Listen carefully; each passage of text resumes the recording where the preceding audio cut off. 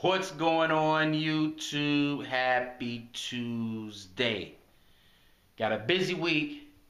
Getting ready to head to Vegas and AZ for about a week and a half or something like that. Not vacation, business, but somehow we'll mix some vacation slash business in there also. But here's the deal. I want to talk about something real quick. A lot of people ask me, what do you do for taxes? Do you do the taxes yourself? Do you go to H&R Block? What is it that you do? Now, and I learned this tool from Kiyosaki, because I used to try to take my taxes to H&R Block or deal with a different person each time.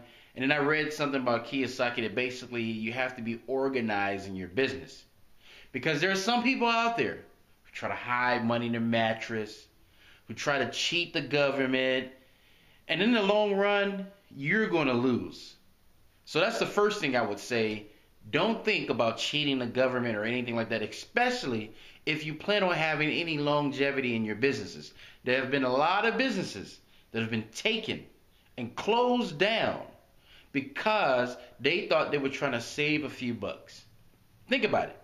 If business is a great tool in order to make money, why would you risk doing something idiotic like that to stay on track and making money at an accelerated rate? So don't do that. Second of all, get organized. Now, when I first started doing my taxes, I used to just basically keep the receipts, put them in a folder, and separate them by month. So January, put all the receipts in there. February, put all the receipts in there. And it was kind of stupid the way I did it, because at the end of the year, instead of closing out all those things in the month, I would just wait to the end of the year and go through January, finish that, February, finish that. And tax, doing taxes became a headache. So then I wised up later on and said, look, let me get neat receipts. So what I did this time is I still piled up all the receipts, but this time I added another tool and I ran them through the scanner of the neat receipts, and they were on my computer. And I thought this was even more organized, but that took more time than the first time. So now what I do is this. Some of you guys may have already conquered this or whatever. My wife and I have always had two business type cards, not credit cards. We don't do credit cards or debit cards. And she makes all the purchases on there. I make all my purchases on mine. Even when we are trying to spend cash, we still try to keep track of what that cash was taken out for to spend on that particular product. So we keep all our bank statements. We write all our bank statements down, everything. And maybe now my taxes maybe take me 2 hours at the most. If I can wait to the end of the year and do 2 hours at the most, because everything is recorded with my bank statement. So all I do is with PayPal, with my business bank statements, with my merchant account bank statements, I give them all to her. Everything's itemized. I have a trail, and I also keep my receipts just in case I get audited. And that's a much more simpler system. So what I would recommend is you get a CPA. Now, if you're in a point where, look, I don't have time to put these receipts together, and that's what we're doing now with my CPAs. Now she's handling bookkeeping services for us. So we take things over about every 3 months, and we're going to drop them off to her. She does what she has to do, and now they'll be even more easier.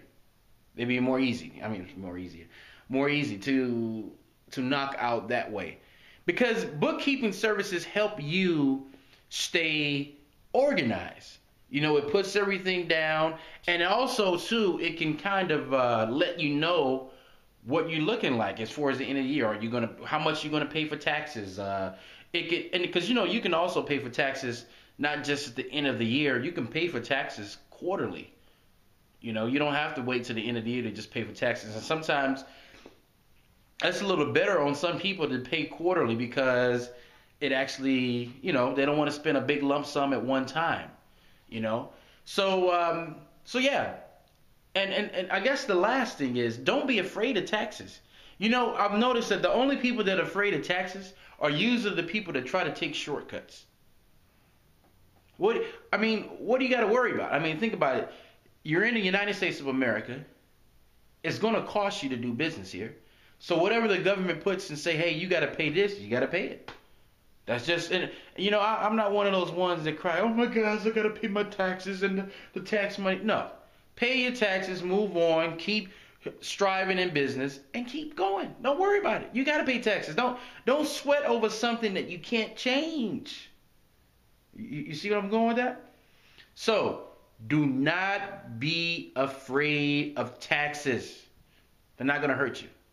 Not going to kill you. You'll survive. I know of a person that when it comes to taxes, they stress all out. Body changes go on, because, it's tax time. Even though there's nothing really wrong. I mean, everything is in line. But just because it's tax time, people get nervous. So, take a deep breath. Everything's going to be fine.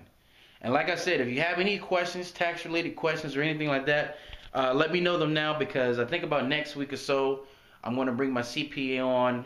I'm going to interview her, and we can talk about some of these things, and we can kind of just help you breathe better when it comes to taxes. So with that said, guys, thank you guys for watching the channel.